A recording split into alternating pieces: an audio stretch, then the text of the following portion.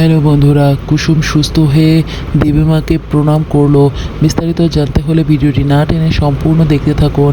আগামী পর্বে দেখা যাবে যে কুসুম অনেক অসুস্থ হয়ে পড়ে এবং ডক্টররা বলে যে আপনারা যদি 30 মিনিটের ভিতর ব্লাডের ব্যবস্থা না করেন তাহলে রুগীকে কোনোভাবেই বাঁচানো সম্ভব হবে না। তখন দেখা যায় যে সবাই চিন্তা করতে থাকে এবং আয়ুষ্মান চলে যায় তাদের বাড়িতে। আয়ুষ্মান বাড়িতে যে তার মাকে বুঝিয়ে সুঝিয়ে আনার চেষ্টা করে। এদিকে দেখা যায় দেবলীনা কোনোভাবেই তার মাকে আসতে দেয় না এবং দেবলীনা বলে যে আন্টি ঘুমাচ্ছে, কোনোভাবে যেতে পারবে না। তখন আয়ুষ্মান তাকে ধাক্কা দিয়ে তারপরে মায়ের কাছে যায় এবং ইন্দ্রাণীর কাছে যাওয়ার পর ইন্দ্রাণীকে ডাকে, কিন্তু ইন্দ্রাণীকে ঘুমের ওষুধ খাইয়ে ঘুম পাড়িয়ে দেয় দেবলীনা। অনেক ডাকাডাকির পর, অনেক কথা বলার পর তারপর ইন্দ্রাণীর ঘুম ভাঙে এবং ইন্দ্রাণীর ঘুম ভাঙার পর দেখা যায় যে ইন্দ্রাণীকে সব কিছু খুলে বলে আয়ুষ্মান। তখন ইন্দ্রাণী বলে আমাকে যেতেই হবে, যে আমার প্রাণ বাঁচিয়েছে, যে তোমাদের সবার প্রাণ বাঁচিয়েছে, আমি তাকে বাঁচাবই, আমি রক্ত দেবই, আমার যত সমস্যাই হোক না কেন আমি আজকে রক্ত দেবই। তখন দেবলীনা বলে তুমি আন্টি কী বলছো, তুমি পাগলামি করো না, তুমি কোনোভাবেই যেতে পারবে না, আমি তোমাকে যেতে দেব না।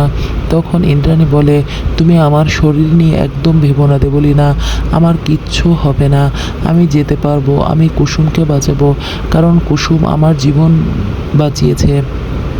কুসুম না থাকলে আমি এখানে থাকতে পারতাম না।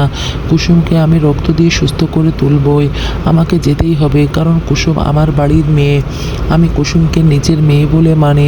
কুসুম আমাকে দেবী মা বলে ডাকেছে, অর্থাৎ ও আমাকে মা বলে মানে এবং আমিও ওকে মন থেকে মেয়ে হিসেবে মানি, আমি যাব। তাই বলে ইন্দ্রাণী গাঙ্গুলি আয়ুষ্মানের সাথে চলে যায় হসপিটালে এবং আয়ুষ্মানের সাথে হসপিটালে যাওয়ার পর রাজশেখর খুব খুশি হয়ে যায় এবং বলে আমি জানতাম ইন্দ্রাণী যে তুমি আসবে এবং কুসুমকে বাঁচিয়ে তুলবে, কুসুমকে সুস্থ করবে। তখন ইন্দ্রাণী বলে আমি আসবো না এটা কীভাবে ভাবলে, ও তোমার জীবন বাঁচিয়েছে, ও আমার জীবন বাঁচিয়েছে, ও আমাদের ছেলে আয়ুষ্মানের জীবন বাঁচিয়েছে, ওকে আমি যেভাবেই হোক সুস্থ করে তুলব, তুমি কোনো চিন্তা করো না। তখন দেখা যায় যে ইন্দ্রাণী বলে ডক্টর আমার হাত থেকে আপনি রক্ত নিন, কোনো সমস্যা নেই, আমি রক্ত দিতে প্রস্তুত। তারপর রক্ত দিয়ে কুসুমকে সুস্থ করে তোলা হয়, কুসুমের জ্ঞান আসে। কুসুম বলে দেবীমা আমাকে রক্ত দিয়েছে। তারপর কুসুম সুস্থ হয়ে যায় এবং দেবীমা বলে এটা কিছুই না, তোমার জন্য আমি কিছুই করতে পারলাম না, সারা জীবনেও আমি তোমার ঋণ পরিশোধ করতে পারবো না, তুমি আমার জন্য অনেক করেছো। তখন কুসুম দেবীমায়ের হাত ধরে কেঁদে দেয় এবং বলে দেবীমা আপনি আমার জন্য অনেক করেছেন, আমার জীবন আপনি নতুন করে ফিরিয়ে দিয়েছেন, আমি এর বিনিময়ে আপনাকে দেব এবং সারা জীবন আপনার পায়ের তলে থাকব।